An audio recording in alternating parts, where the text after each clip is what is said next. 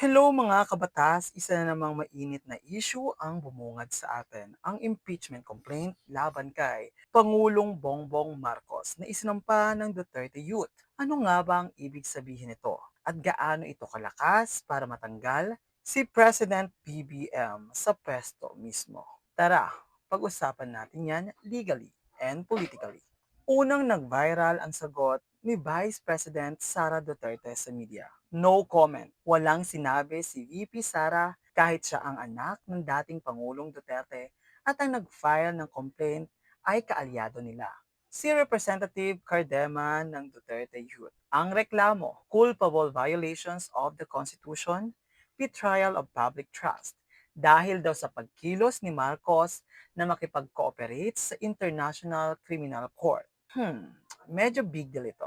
Sa batas, may tiyak na grounds para sa impeachment ayon sa 1987 Constitution, Article 11, Section 2, culpable violations of the Constitution, treason, graft and corruption, bribery, high crimes at syempre, betrayal of public trust. Pero tandaan, culpable violation means sinadyang paglabag, hindi lang basta ibang polisiya. So kung ang reklamo ay base lang sa policy shift ni Marcos about the ICC, baka mahina ito sa korte.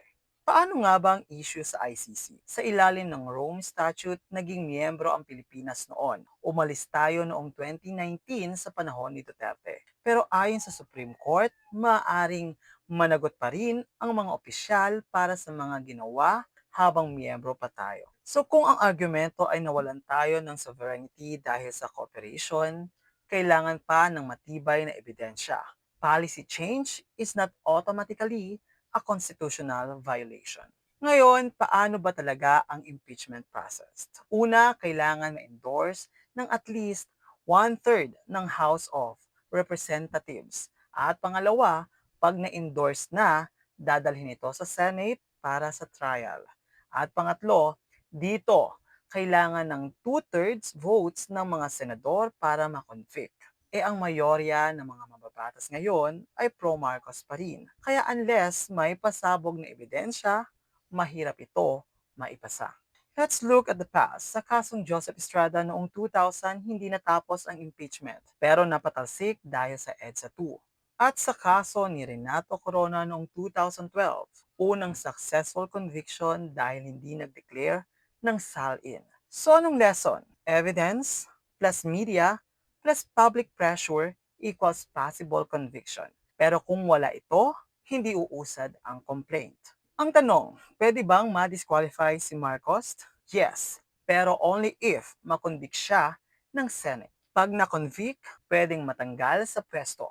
Ma-disqualify permanently sa anumang public office. Pero ulitin natin, hindi sapat ang filing lang. Kailangan ng conviction. Sa mga ka-law companions sa ngayon, mukhang symbolic pa lang ang complaint na ito. Pero interesante siyang tingnan sa konteksto ng political tensions, lalo na sa pagitan ng Duterte at Marcos camps. Reminder, ang impeachment ay constitutional tool, hindi dapat laruan ng politika. At bilang mamayan, tungkulin natin na maging mapanuri at manindigan sa katotohanan. Again, this is JM, and remember, I will always be your law companion.